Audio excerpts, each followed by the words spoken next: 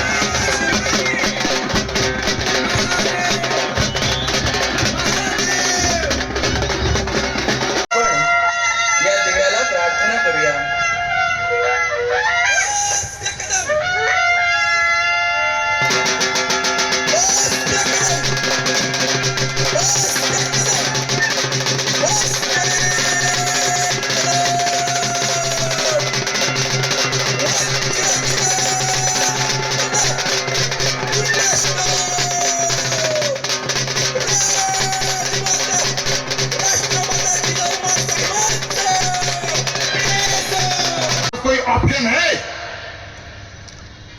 फालतू के भ्रम दिमाग में हमें पालना नहीं है। एक बात समझ लीजिए, आपके पास शत्रु है। इस बात का निर्धारण सिर्फ मात्र इसलिए नहीं हो जाता है कि आप मानते हैं या नहीं मानते हैं किसी को शत्रु। अगर आप सामने कोई दूसरा व्यक्ति आपको शत्रु मानता है तो आपका शत्रु है। यू मानो ना मानो, और सामने वाला रोज पर इस बात की शपथ लेता है कि कौन उसका शत्रु है। उसके बाद भी भ्रम लेके पाले हुए हैं। कौन सी भांग लेके सोए हम लोग? कई लोग हम में से शांति नहीं, वो युद्ध चुन रहे हैं। इस बात का ध्यान रखिए। राज्याकडे घेऊन जायचंय ही काळाची दिशा आहे आणि यासाठी त्याची सभा आहे। बांधवांनो, ज्या हिंदू राष्ट्राची मागणी करतोय, मग आम्ही जेव्हा हिंदू राष्ट्राची मागणी करायला लागलो, आम्हाला हिंदू राष्ट्र हवं म्हणतोय, खरंच तर दुर्दैव आहे। ज्या देशामध्ये 100 कोटी हिंदू राहत आहेत त्याच देशामध्ये हिंदू राष्ट्राची मागणी करावी लागते।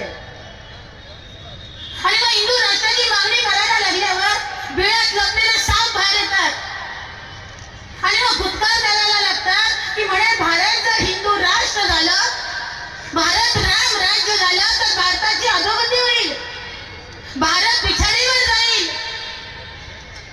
आणि मग कोणीतरी येतं मुंबरा हिरवा करू, कोणीतरी येतं आम्ही अवघड महाराष्ट्र हिरवा करू। अरे यांची संपत्ती आहे।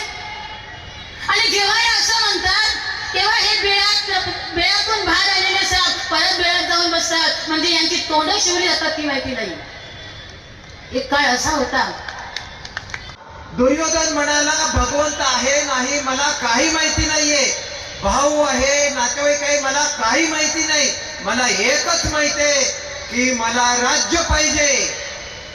तशा आपल्या समोरच्या शत्रूंना तो शत्रुबोध झालाय की हिंदूंची भूमी त्यांना परत इस्लाममय करायचे आणि ते आपण होऊ द्यायचं नाही। आपण जर होऊ द्यायला लागलो तर आपली देखील परिस्थिती आपण नामशेष होऊ। आणि याच्यासाठीच आपल्याला स्वबोधाबरोबर शत्रुबोध झाला पाहिजे। अगदी उदाहरण सांगतो,